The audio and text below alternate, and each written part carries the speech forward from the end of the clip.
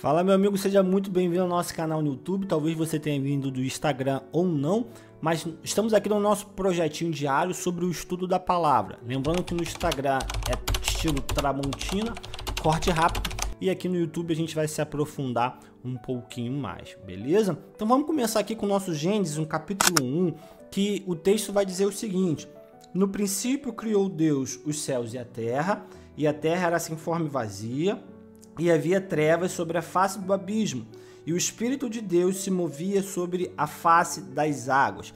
Como é que Deus encontra a terra aqui? Três pilares. Ele encontra a terra sem forma, vazia e com trevas. Ora, como é que se constrói algo sobre aquilo que não tem forma? Como é que se constrói algo sobre aquilo que está vazio?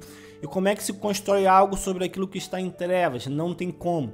Talvez eu e você, dando aquele jeitinho brasileiro, a gente ia falar, não, vamos começar a construir aqui, e com o tempo a gente vai dando um jeito, com o tempo a gente coloca uma iluminação, uma luzinha aqui, com o tempo a gente coloca, não sei, um banquinho ali, e a gente vai, e no final tudo vai dar certo, não é mesmo? Porque isso é a cultura do brasileiro. A nossa cultura é, vamos fazendo tudo ali, né, daquele jeitinho, e no final vai dar certo. Mas a Bíblia não trata assim. No versículo 3, Deus diz: e haja luz e houve luz. Ou seja, ele começa a trazer luz, ele começa a estruturar aquilo que ele vai fazer. No capítulo 4, no versículo 4 vai dizer: e viu Deus que era boa a luz e fez separação entre a luz e as trevas. Ou seja, cara, a luz é boa. A luz traz orientação, a luz traz clareza, a luz abre a mente. O que é a luz? É a palavra de Deus. Deus está dizendo, olha, e viu Deus que a sua palavra é boa. E isso tem que estar muito forte em nosso coração. Então, antes de fazer qualquer coisa, eu preciso que essa palavra ela seja o meu norte, o meu balizador, ela seja o meu guia, ela seja a minha estrutura, ela seja o meu alicerce. Porque tudo que eu construir longe dessa palavra está em trevas. E tudo que aquilo que eu faço em trevas provavelmente não vai dar certo. Por quê? Porque eu não estou enxergando o que eu estou fazendo. Então, no versículo 5, e Deus chamou a luz dia, e as trevas chamou noite, e foi a tarde e a manhã, o dia primeiro. E disse Deus: haja uma expansão no meio das águas, e haja separação entre águas e águas. E fez Deus a expansão, e fez separação entre as águas que estavam debaixo da expansão e as águas que estavam sobre a expansão. E assim foi. E chamou Deus a expansão de céus, e foi a tarde e a manhã, o dia segundo. E disse Deus: ajuntem-se as águas debaixo dos céus num lugar, e apareça a porção seca. E assim foi, e chamou Deus a porção seca de terra, e o ajuntamento das águas chamou de mares. E viu Deus que era bom. Então a gente começa a ver aqui um Deus que ele é organizado. Ele começa a trazer uma estrutura, ele começa a tirar o caos. É água com terra, com mar, com montanha? Não. Aonde é mar, onde é lago, onde é terra, onde são montanhas, e onde são vales. É um Deus que organiza as coisas para poder trabalhar. E esse cara tem que ser isso tem que ser muito forte dentro do meu coração. Às vezes a gente, realidade minha, tua, enfim, da maioria dos brasileiros, desorganização financeira. Às vezes nós queremos construir algo sobre uma desorganização financeira. E aí depois estamos pedindo dinheiro emprestado, estamos pagando juros, estamos passando cartão de crédito. E aí, no final das contas, nós chegamos para Deus e falamos: me ajuda. E Deus está falando: cara, mas tu está construindo sobre um alicerce já quebrado. Você já está construindo sobre areia. É mole, é fofo, não tem estrutura. Organiza a tua vida primeiro. Faz separação de mares e mares. Faz separação entre os mares e o céu. O que é isso? Ponha os pingos nos is. Traga a organização. Que o ano de 2025, na minha e na tua vida, possa ser um ano de organização, de nós sentarmos, planilharmos, governarmos a nossa vida. Quando Deus coloca um homem no jardim, ele fala: governe, ou seja, não seja governado pelas situações, mas governe as situações mediante a autoridade que eu estou te dando. A minha casa, a tua casa, ela precisa ser governada por mim e por você, porque a Bíblia diz que nós temos a mente de Cristo e não sermos governados pelas situações. No versículo 11, vamos lá, e disse Deus, produza a terra erva verde, erva que dê semente, árvore frutífera, que dê fruto segundo a sua espécie, cuja semente esteja nela sobre a terra, e assim foi. Ou seja, Deus quer que você produza, Deus quer que a terra produza. Deus é um Deus de produção, Ele não é um Deus de ficar parado. Mas lembrando, temos que produzir mediante a vontade de Deus, não é uma produção desordenada para ajuntarmos em nossos celeiros, porque como diz a palavra de Deus, louco, essa noite pedirei a tua alma e tudo aquilo que tu tem ajuntado, para quem serás? Ou seja, temos que produzir, mas mediante a vontade de Deus, não muito para trazer soberba, nem pouco para trazer pobreza, mas o necessário para que possamos ter uma vida alinhada com os propósitos de Deus. Versículo 12, e a terra produziu erva dando sementes conforme a sua espécie, e árvore frutífera, cuja semente está nela conforme a sua espécie. E viu Deus que era bom. Olha que a Bíblia está dizendo, isso aqui é fenomenal. É bom andar em Deus, é bom frutificar em Deus. Tudo que Deus faz é bom. Às vezes nós amaldiçoamos aquilo que Deus faz, aquilo que Deus nos dá. Essas crianças são uma peste, esse salário não dá para nada, esse trabalho é uma droga. Não, meu irmão, não amaldiçoe aquilo que Deus te deu, porque a Bíblia diz que é bom. Deus te deu uma casa, essa casa é boa. Deus te deu uma família, essa família é boa. Deus te deu um marido, esse marido é bom. Deus te deu filhos, esses filhos são bons. Por quê? Porque foi Deus que te deu, e tudo que Deus faz é bom. No versículo 13, e foi a tarde e a manhã, o terceiro dia, e disse Deus, haja luminares na expansão dos céus, para ver separação entre o dia e a noite, e sejam ele para sinais e para tempos determinados, e para dias e anos, e sejam para luminares na expansão dos céus, para alumiar a terra, e assim foi. E fez Deus os dois grandes luminares, o luminar maior para governar o dia e o luminar menor para governar a noite. Aqui é a criação do céu, do sol e da lua. E Deus os pôs na expansão dos céus para alumiar a terra e a governar dia e noite e para fazer separação entre a luz e as trevas. E vi Deus que era bom, e foi tarde e manhã o dia quarto. E disse Deus, versículo 20, produzam águas abundantemente, répteis de alma vivente, e voe as aves sobre a face da expansão dos céus.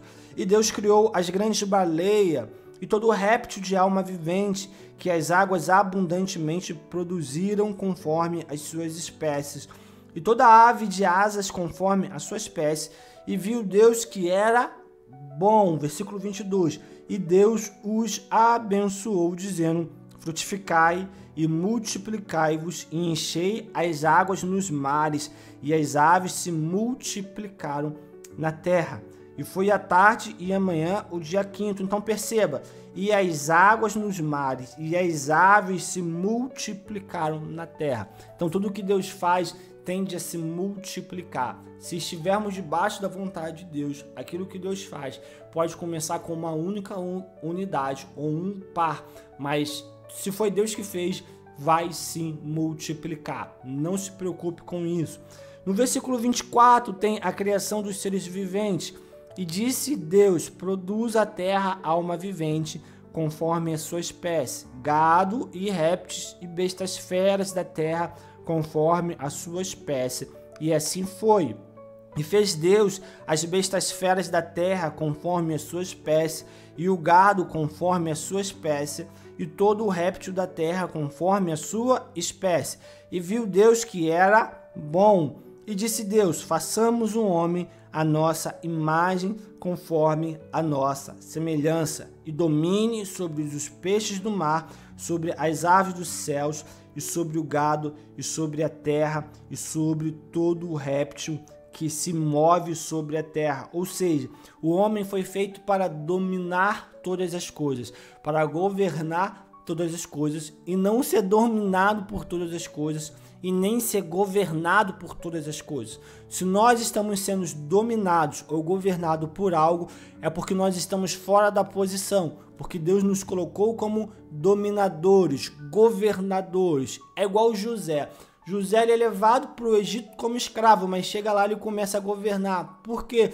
Porque Deus nos criou para governar. Deus, então, os homens, os irmãos o vendem como escravo. E ele chega na casa de Potifar, que ele se transforma num administrador da casa de Potifar. Então ele vai para a cadeia, no que ele se transforma num administrador da cadeia. Então ele vai para o palácio, no que ele se transforma no administrador do palácio, no governador do Egito. Por quê? Porque o homem em Deus, naturalmente ele governa. O homem posicionado, ele governa e não é governado. Versículo 27. E criou Deus um homem à sua imagem. A imagem de Deus o criou, macho e fêmea os criou. Deus nos fez a imagem dele. Ele não nos fez iguais a ele, ele nos fez semelhantes a ele. Essa palavra, por mais que ela seja tênua, ela é perigosa. Essa foi a proposta de Satanás para Adão e Eva. Olha, seja igual a Deus. O que é igual? Igual é aquilo que é idêntico. Ninguém é igual a Deus. Deus é Deus. Mas ele nos fez semelhantes a ele. Onde é que essa semelhança se aplica? No caráter, na santidade. Essa semelhança se aplica não nos poderes que são divinos, que só ele tem, mas nós fomos feitos semelhantes no caráter. Então nós temos o caráter de Cristo, nós temos a mente de Cristo. O pecado veio distorcer tudo isso, mas Cristo veio trazer isso de volta. Assim como Deus encontra a terra sem forma, vazia e em trevas, e ele reformula isso, após o pecado, o homem se encontra vazio, em trevas e sem forma, e através de Cristo nós somos caminhados, nós somos resgatados do reino das trevas e somos teletransportados para o reino do seu amor. E ali nós temos o nosso caráter restaurado, nós somos preenchidos pela santidade de Cristo, e a luz de Cristo, ela tira todas as trevas de dentro do nosso coração. Versículo 28, e Deus os abençoou, e Deus lhe disse, frutificai e multiplicai-vos, e enchei a terra, e sujeitai-a, e dominai-a sobre os peixes do mar, e sobre as aves dos céus, e sobre todo o animal que se move sobre a terra. Versículo 29, e disse Deus, eis que vos tenho dado toda a erva que dá semente, que está sobre a face de toda a terra, e toda a árvore em que há fruto, de árvore que se dá semente, servos-ão por mantimento. E a todo animal da terra, e a toda ave dos céus, e a todo réptil da terra, em que há alma vivente, toda a erva verde lhe será para mantimento. E assim foi. E viu Deus tudo o que tinha feito, e eis que era muito bom. E foi a tarde e amanhã, o dia sexto. Capítulo 2. Assim os céus e a terra e todo o seu exército foram acabados, e havendo Deus acabado no sétimo dia a sua obra que tinha feito, descansou no sétimo dia de toda a sua obra que tinha feito. E abençoou Deus o dia sétimo e o santificou, porque nele descansou de toda a sua obra que Deus criara e fizera. Como é que eu abençoo o meu dia? Descansando. Que isso, Caleb? É isso. Como é que eu abençoo? Eu descanso. Por quê? Porque muitas das vezes o muito trabalhar é mamão. Nós achamos que pelo muito trabalhar, pelo muito fazer, com a força do nosso próprio braço, nós vamos produzir grandes coisas. E a Bíblia nos mostra, através do exemplo de Deus, que o descanso ele é necessário. Ele faz parte da programação do divino. Ele faz parte da programação do eterno. Deus, sendo Deus, não precisava descansar, mas descansou para mostrar para mim e para você que não é o muito trabalhar que vai mudar a nossa vida, mas é o trabalhar certo, é o trabalhar nele, é o trabalhar debaixo das instruções de Deus. Então, uma vez que nós obedecemos as instruções de Deus, o descanso ele faz parte daquilo que Deus tem preparado para mim e para você. É por isso que hoje a nossa comunidade ela vive debaixo de um estresse, de uma ansiedade, de uma depressão, porque nós estamos trabalhando fora da orientação de Deus, e tudo aquilo que nós fazemos fora das instruções de Deus tende a nos trazer fadiga e cansaço. Por isso Deus descansa no sétimo dia, Deus senta, Deus relaxa, Deus observa aquilo que ele fez, ele tem prazer naquilo. Quantas das vezes nós não sentamos e nós temos prazer na nossa casa, nos nossos filhos? Às vezes nós trabalhamos tanto para comprar um carro e nunca que admiramos o carro, não bem em si, mas louvamos a Deus por ter nos dado algo. Agradecemos o nome do Senhor, desfrutamos, nos deleitamos naquilo que Deus fez, está fazendo e ainda fará em nossas vidas. Versículo 4 do capítulo 2. Estas são as origens dos céus e da terra, quando foram criados no dia em que o Senhor Deus fez a terra e os céus. Toda a planta do campo ainda não estava na terra, e toda a erva do campo ainda não brotava, porque ainda o Senhor não tinha feito chover sobre a terra, e não havia homem para lavrar a terra. Um vapor, porém, subia da terra e regava toda a face da terra. E formou o Senhor Deus o homem do pó da terra, e soprou em seus narizes o fôlego da vida, e o homem foi feito alma vivente. E plantou o Senhor Deus um jardim no Éden, da banda do Oriente, e pôs ali o homem que tinha formado. Então perceba que aqui Deus pega um punhado de barro que é sem forma e ele dá uma forma e dali surge o homem. Então entenda que ele faz com o homem a mesma coisa que ele fez com a terra. Ele pega a terra sem forma e aqui ele pega um punhado de barro que não tem forma e ele dá forma àquele punhado de barro. E que forma foi essa, Caleb? Ele nos fez semelhante a ele. Então a forma que Cristo nos deu foi a forma que é semelhante a Deus, não igual, semelhante. E plantou o Senhor Deus um jardim no Éden, da banda do Oriente, e pôs ali um homem que tinha formado. Versículo 9. E o Senhor Deus fez brotar da terra toda árvore agradável à vista e boa para a comida, e a árvore da vida no meio do jardim, e a árvore da ciência do bem e do mal. E saía um rio do Éden para regar o jardim, e dali se dividia e se tornava em 4 braços. O nome do primeiro é Pison. Este é o que rodeia toda a terra de Havilá, onde há ouro. E o ouro dessa terra é bom, e ali há o bidélio, a pedra sardônica. E o nome do segundo rio é Gion. Este é o que rodeia toda a terra de Cuxê. E o nome do terceiro rio é Edequel. Este é o que vai para a banda do Oriente da Assíria. E o quarto rio é o Eufrates. E tomou o Senhor Deus o homem e o pôs no jardim do Éden para o lavrar e o guardar. Perceba, versículo 15. Deus pôs o homem no Éden para trabalhar e para guardar. Então qual é a função do bonitão aí, sacerdote? A função do bonitão é trabalhar e guardar aquilo que Deus nos colocou como segurança. O que é isso aqui? O jardim do Éden. Cara, mas se era o jardim do Éden, só tinha coisa boa. Qual é a necessidade de guardar ele? Meu irmão, se Deus mandou guardar, é porque tem necessidade. É porque em algum momento vai vir a serpente. É porque em algum momento vai vir algo nocivo. E se nós não estivermos atentos, homens, sacerdotes, guerreiros do Senhor, isso vai se infiltrar dentro do jardim e vai atacar a nossa casa, a nossa família, as nossas esposas, os nossos filhos. Quantas das vezes nós temos sido atacados através das redes sociais, através do YouTube, através de uma conversa que aparece inofensiva, mas não é.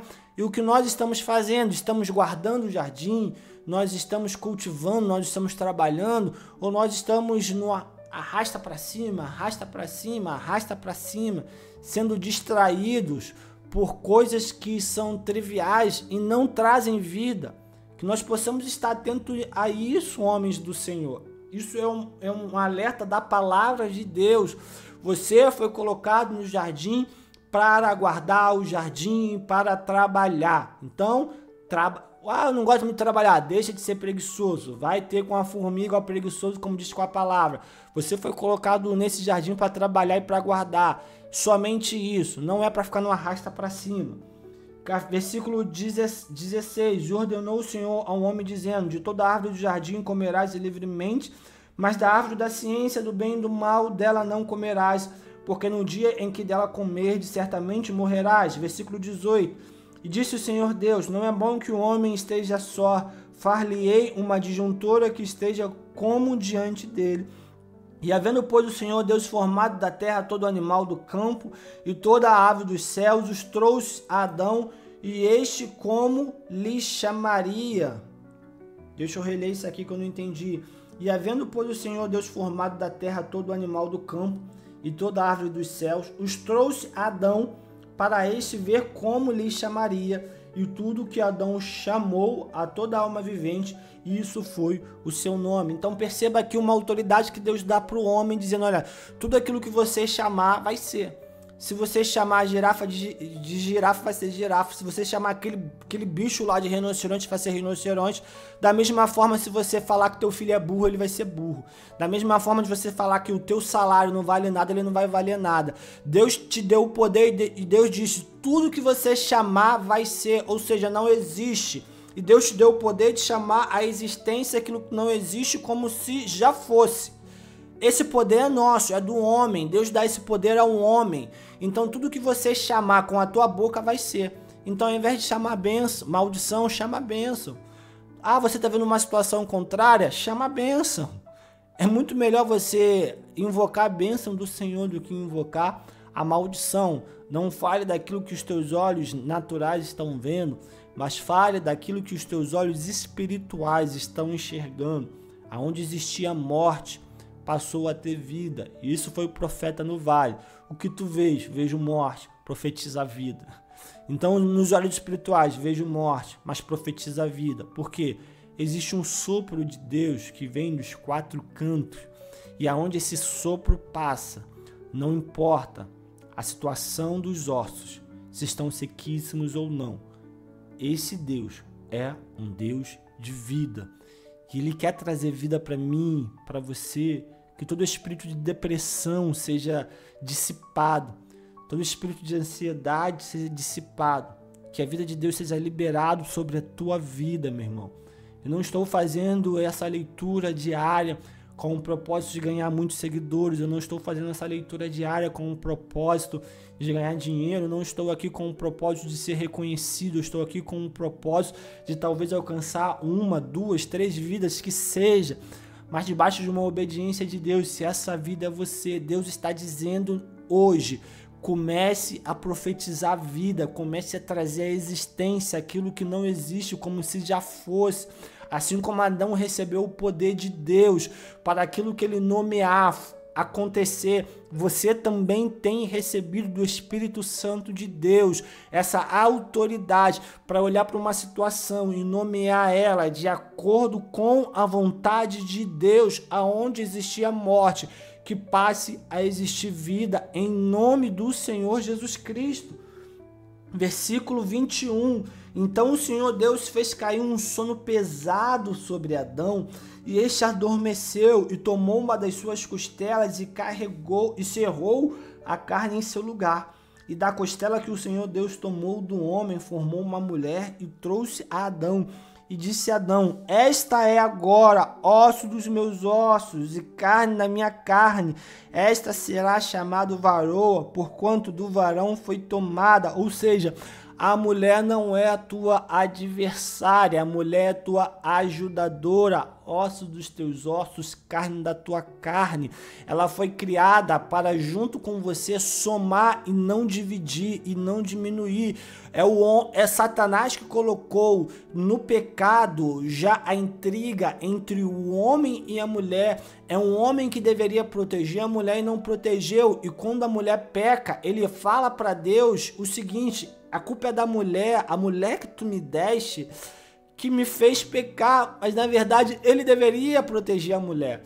Então é um homem que não enxerga as suas falhas, e ao invés de ele dizer eu errei, eu pequei, ele diz a culpa é da mulher. Então o pecado ele trouxe inimizade entre o homem e a mulher, quando na verdade o homem foi criado, a mulher foi criada para ser ajudadora do homem, e o pecado fez do homem e a mulher rivais. É daí que surge o feminismo. É a mulher agora se defendendo contra um homem que não assume as suas responsabilidades e a culpa pelos seus erros. E é uma mulher que agora está se defendendo porque de um lado ela é atacada por Satanás, de um outro lado ela é atacada pelo seu esposo, pelo seu marido, a qual está lá para protegê-la. É como se fosse muito melhor Adão falar: Senhor, eu pequei, eu errei, eu deveria proteger o jardim e a minha esposa, e eu fui no arrasta para cima e não fiz isso. Mas não, preferiu atacar aquele que ele deveria defender. Para pensar, vê se você não está sendo talvez o Adão da tua casa, mas não como um protetor, mas como um acusador. Assim como Satanás foi adiante de Deus acusar Jó, assim muitas das vezes, como Adão, nós vamos adiante de Deus acusar a nossa mulher. Talvez não de uma forma direta, mas de uma forma indireta, estamos passando por causa dessa situação. Porque minha mulher não é boa administradora, a minha mulher gasta muito, a minha mulher fala muito, mas qual é o nosso papel de sacerdote no lar? Será que nós estamos executando esse papel? Será que nós estamos trazendo essa palavra de Deus como luz para dentro da nossa casa? Ou nós estamos igual o Zeca Pagodinho, deixa a vida me levar, e quando a vida leva, nós reclamamos do resultado porque estamos sendo omissos como sacerdotes, omissos na paternidade, omisso no nosso ministério sacerdotal dentro de casa, omisso como maridos, omissos, e no final das contas, chegamos até Deus e falamos: a culpa é da mulher, quando na verdade a palavra está dizendo claramente: a culpa é tua, porque tu foi colocado como um homem da casa para guardar e proteger, mas está fazendo qualquer coisa, está vendo Flamengo, Vasco, Botafogo, Fluminense, menos cuidar daquilo que Deus te deu, que é a tua casa. Então no versículo 24 vai dizer: portanto deixará o varão o seu pai e a sua mãe, e apegar-se-á a sua mulher, e serão ambos uma só carne. Ou seja, ele não está mandando você parar de falar com a tua mãe, não está mandando você criar uma inimizade com a tua mãe, com a tua casa, com a família dos teus pais, mas ele está falando: uma vez que você casou, a tua obrigatoriedade de proteção, de dar destino, agora é com a tua casa e não com a casa dos teus pais. Os teus pais agora, é claro que eles servem como conselheiros, é claro que eles servem como uma base de conhecimento a qual você pode tomar conselho. É lógico, isso é evidente. Não só o teu pai e a tua mãe, como qualquer ancião que já tenha vivido muito, é sábio tomar conselho deles. Isso é fato. Mas decisão é porta fechada, você e a sua esposa e o Senhor, joelhos dobrados, falando: Senhor, qual é o direcionamento para as nossas vidas? E esses muitos conselhos que os seus pais vão te dar, que os anciãos vão te dar, vão ser úteis. O Senhor vai usar eles, mas a prioridade é você, tua casa, joelho no chão e oração ao Senhor. Então, versículo 25, e ambos estavam nus, um homem e a sua mulher, e não se envergonhavam. Eles já estavam nus. O pecado não os deixou nus. Adão e Eva já estavam nus. O pecado não os deixou nus. Eles já estavam nus. Sendo que quando a Bíblia vai falar depois lá na frente que Adão, ele percebe que está nu e ele se esconde de Deus, aqui já é uma nudez moral. Aqui já é uma nudez espiritual, aqui já é uma nudez de caráter. Aqui a preocupação de Adão não era com a sua vestimenta apenas, mas ele agora se vê nu espiritualmente, ele se vê nu a nível de caráter, ele começa a enxergar um caráter corrompido que antes ele não enxergava porque não tinha, porque o pecado não tinha corrompido o caráter. Então quando ele vê o que ele se torna pós-pecado, ele tem vergonha do que se tornou e ele se esconde de Deus. E ele passa a ter medo de Deus. Então, o pecado, ele ele faz que nós devemos ter vergonha do que nós nos tornamos. E a vergonha faz que nós devemos nos esconder. E nos esconder faz que nós devemos a ter medo. Quantos de nós não estamos com síndromes, ansiedade, porque estamos andando com medo? E por quê? Pecado. Capítulo 3. Ora, a serpente era a mais astuta de todas as alimárias do campo que o Senhor Deus tinha feito. E esta disse à mulher: é assim que Deus disse? Não comereis de toda a árvore do jardim? E disse a mulher à serpente: do fruto das árvores do jardim comeremos, mas do fruto da árvore que está no meio do jardim, disse Deus: não comereis dele, nem nele tocareis, para que não morrais. Então a serpente disse à mulher: certamente não morrereis, porque Deus sabe que no dia em que dele comerdes, se abrirão os vossos olhos, e serei como Deus, sabendo o bem e o mal. Cuidado com o sofisma de Satanás. O que é sofisma? É quando você mistura a verdade com a mentira.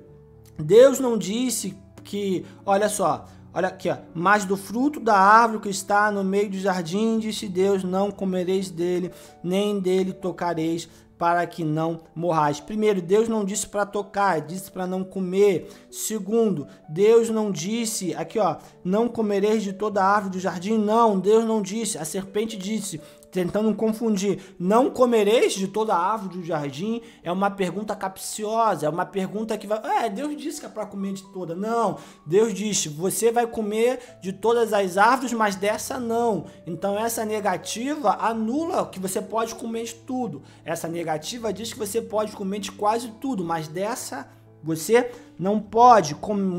Tome cuidado com o sofisma de Satanás. E vendo a mulher que a árvore era boa para se comer e agradável aos olhos, e árvore desejável para dar entendimento, tomou do seu fruto e comeu, e deu também a seu marido, e ele comeu com ela. Então foram abertos os olhos de ambos e conheceram que estavam nus. Foi o que eu falei. Eu estou nu e agora? Não era esse o problema. O estar nu aqui, eles reconheceram que estavam nu no seu caráter, que estavam nu espiritualmente, que agora eram pecadores, que agora eles foram destituídos da glória de Deus por causa do pecado e por causa da desobediência. E cozeram folhas de figueira e fizeram para si aventais. Ou seja, o homem que está nu espiritualmente, ele tenta carnalmente, através de votos, através de processos, através da religião, trazer de volta o estado natural antes do pecado, mas tudo isso é sem valia, não tem como. Nada que nós viemos a fazer como homens pode nos restaurar novamente ao nosso ponto original de santidade. Somente através do sangue de Cristo, somente através do sacrifício de Cristo na cruz do Calvário, nós podemos voltar a ter um corpo de santidade, uma mente de santidade. Através do sangue de Cristo, o pecado é derrotado. E ouviram a voz do Senhor Deus, que passeava no jardim pela viração do dia, e escondeu-se Adão e a sua mulher da presença do Senhor Deus entre as árvores do jardim. Então o homem, ele se esconde de Deus e ele se apresenta à serpente.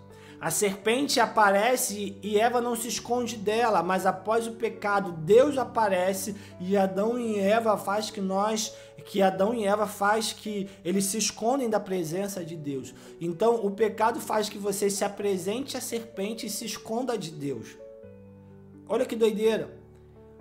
A serpente aparece e Eva não se esconde. Após o pecado, Deus aparece e o homem e a mulher se escondem. Então o pecado, ele te esconde de Deus e te apresenta a serpente. E a obediência, ele te protege da serpente e ele te aproxima de Deus. Mas agora não escondido, mas na luz do dia. Porque aquele que anda na verdade e anda sobre a obediência, ele não tem do que se envergonhar. Ele não tem do que se esconder.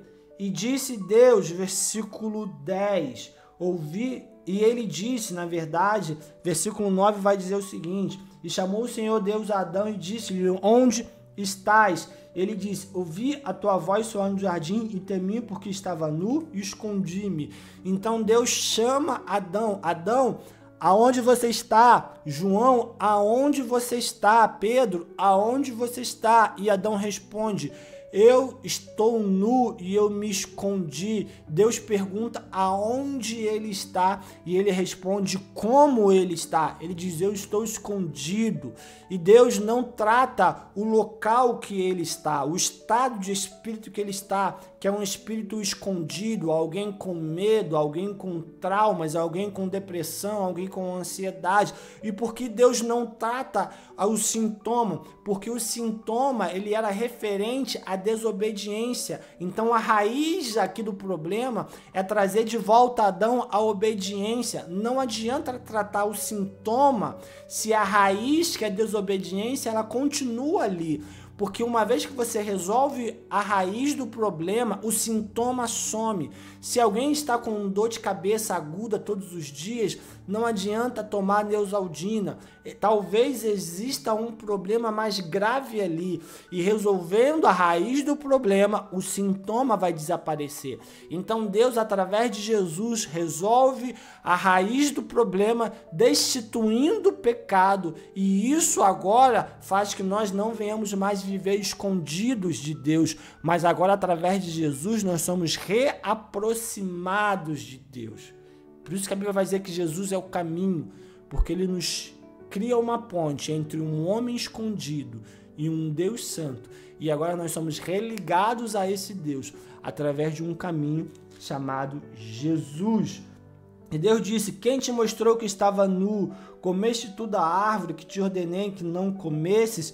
Então disse Adão, a mulher que me deste por companheira, ela me deu da árvore e comi. E disse o Senhor, Deus à mulher, por que fizeste isso? Ou seja, um homem covarde, um homem que deveria proteger a mulher, um homem que deveria assumir a responsabilidade pelos seus atos. Quando questionado por Deus, ele diz, foi a mulher a culpada. E te digo mais, não foi só a mulher, a culpa também é tua, porque foi você que me desse ela. É um homem que tem que ser reconduzido a um lugar de governo. Deus o colocou para governar sobre o jardim, Deus o deu autoridade, e sobre a voz de Adão, tudo o que ele dava nome acontecia. Quando a serpente entra, porque ele foi um homem que estava no arrasta para cima e faz um estrago, ao invés dele assumir a responsabilidade, ele age como menino e ele diz, a culpa é da mulher. E a culpa é de Deus. Então que Deus traga nos dias de hoje sobre os homens das igrejas, sobre os filhos, um senso de maturidade, de responsabilidade, de sacerdócio, de assumir as responsabilidades, assumir os seus BOs. Vamos parar de terceirizar a culpa é minha. Temos que chegar e ser claro, Senhor, eu errei, eu não estava orando como Jó, que acordava pelas madrugadas para oferecer sacrifício pelos seus filhos, caso eles houvesse pecado. A culpa é minha, Senhor, eu sou o culpado. Esses homens precisam voltar para esse lugar no Senhor, de assumir o governo que Deus deu e parar de culpar terceiros, ok? Versículo 14, então o Senhor Deus disse à serpente, porquanto fizeste isso, maldito serás mais que toda besta e mais que todos os animais do campo. Sobre o teu ventre andarás e pó comerás todos os dias da tua vida. E porém inimizade entre ti e a mulher, e entre a tua semente e a sua semente. Esta te ferirá a cabeça e tu lhe ferirás o calcanhar. Aqui está falando de Jesus. Jesus feriu a cabeça da serpente, pisou na cabeça da serpente. E a mulher disse, multiplicareis grandemente a tua dor e a tua conceição. Com dor terás filhos, e o teu desejo será para o teu marido, e ele te dominará. E aqui Deus está dizendo, agora você vai viver subjugada à vontade do teu marido, porque você apresentou a ele, você o induziu a algo que não deveria. Ou seja, a mulher também ela é penalizada pela sua atitude. A mulher sábia é dificular, mas a mulher que não é sábia, ela destrói o lar e ela não fica sem castigo. A partir desse dia, ele está dizendo, o teu desejo vai ser para o teu marido e ele te dominará. É daqui que nasce o feminismo, é um homem julgando a mulher, é um homem condenando a mulher, é uma mulher que agora tem que se submeter a um homem que não a protege, que não a guarda, é um homem que a expõe, e aqui a mulher que foi criada para ser ajudadora do homem, agora passa a ser adversária, um homem que acusa e uma mulher que tem que se submeter a um homem que não a protege. E Adão disse: porquanto deste ouvido à voz da tua mulher e comeste da árvore que te ordenei, dizendo: não comerás dela, maldita é a terra por causa de ti. Ou seja, Adão, maldita é a terra por causa de ti. Não é por causa da tua mulher, não é por causa da serpente, não. A terra é maldita por causa de ti, porque eu coloquei sobre você uma responsabilidade e você não atentou para isso. Então a maldição está na terra por causa da omissão de Adão. Não é por causa do que a mulher disse, porque a mulher poderia ter dito e Adão ter falado: ô, tu tá louca, mulher? Como assim comer do fruto? Tá louca? Tá louca? Deus disse para não comer e tá comendo? Então a história teria sido diferente, mas porque Adão não se colocou dentro da posição que ele deveria estar, Deus vai dizer: a terra é maldita por causa de ti, com dor comerás dela todos os dias da tua vida, espinhos e cardos também te produzirá, e comereis a erva do campo, no suor do teu rosto comerás o teu pão, até que se tornes a terra, porque dela foste tomado, porquanto és pó, e em pó te tornarás. E chamou Adão o nome de sua mulher Eva, porquanto era a mãe de todos os viventes. E fez o Senhor Deus a Adão e a sua mulher túnicas de pele que os vestiu. Então disse o Senhor Deus: eis que o homem é como um de nós, sabendo o bem e o mal. Ora, pois, para que não estenda a sua mão e tome também da árvore da vida e coma e vive eternamente, o Senhor Deus, pois, o lançou fora do jardim do Éden para lavrar a terra de que fora tomado. E havendo lançado fora o homem, pôs querubins ao oriente do jardim do Éden e uma espada inflamada que andava ao redor para guardar o caminho da árvore da vida. Capítulo 4, versículo 1. E aconteceu, e conheceu Adão a Eva, sua mulher. E ela concebeu e teve a Caim e disse: alcancei do Senhor um varão. E teve mais a seu irmão Abel, e Abel foi pastor de ovelhas, e Caim foi lavrador da terra. Versículo 3. E aconteceu ao cabo de dias que Caim trouxe do fruto da terra uma oferta ao Senhor, e Abel trouxe dos primogênitos das suas ovelhas e da sua gordura. E atentou o Senhor para Abel e para a sua oferta, mas para Caim e para a sua oferta não atentou. Irou-se Caim fortemente e descaiu-lhe o semblante. E o Senhor disse a Caim: por que tiraste e por que descaiu o teu semblante? Se bem fizeres, não verá aceitação para ti, e se não fizeres bem, o pecado jaz à porta, e para ti serás o seu desejo, e ele te dominará. O primeiro homicídio, versículo 8. E falou Caim com seu irmão Abel, e sucedeu que, estando eles no campo, se levantou Caim contra o seu irmão Abel, e o matou. E disse o Senhor a Caim: onde está Abel, teu irmão? E ele disse: não sei, sou eu guardador do meu irmão? E disse Deus: que fizeste? A voz do sangue do teu irmão clama a mim desde a terra. E agora maldito és tu desde a terra, que abriu a sua boca para receber da tua mão o sangue do teu irmão. Quando lavrares a terra, não te dará mais a sua força. Fugitivo e errante serás na terra. Então disse Caim ao Senhor: é maior a minha maldade que a possa ser perdoada. Eis que hoje me lanças da face da terra, e da tua face me esconderei de novo. Um homem em pecado, ele tende a se esconder de Deus. E serei fugitivo e errante na terra, e será que todo aquele que me achar me matará. O Senhor, porém, disse-lhe: portanto, qualquer que matar a Caim 7 vezes será castigado. E pôs o Senhor um sinal em Caim, para que não ferisse qualquer que o achasse. E saiu Caim de diante da face do Senhor, e habitou na terra de Nodê, da banda do oriente do Éden. E conheceu Caim a sua mulher, e ela concebeu e teve a Enoque. E ele edificou uma cidade e chamou o nome da cidade pelo nome de seu filho, Enoque. E a Enoque nasceu Irade, e Irade gerou a Meujael, e Meujael gerou a Matusael, e Metusael gerou a Lameque. E tomou Lameque para si 2 mulheres. O nome de uma era Ada e o nome de outra Zilá. E Ada teve a Jabal. Este foi o pai dos que habitam em tendas e em gado.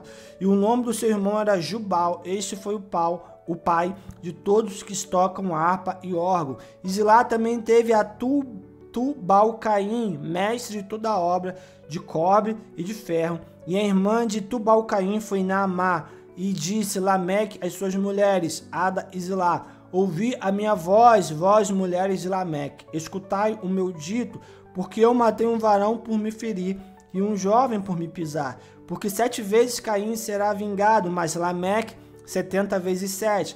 E tornou Adão a conhecer a sua mulher, e ela teve um filho e chamou o seu nome Sete, porque disse ela: Deus me deu outra semente em lugar de Abel, porquanto Caim o matou. E a Sete mesmo também nasceu um filho e o chamou o seu nome Enos. Então começou a invocar o nome do Senhor.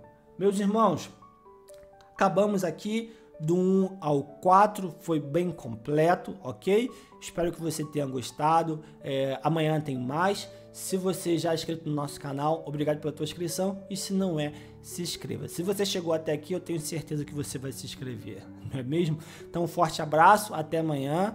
E vamos em 2025 viver um novo tempo no Senhor. Em nome de Jesus. Amém. Valeu!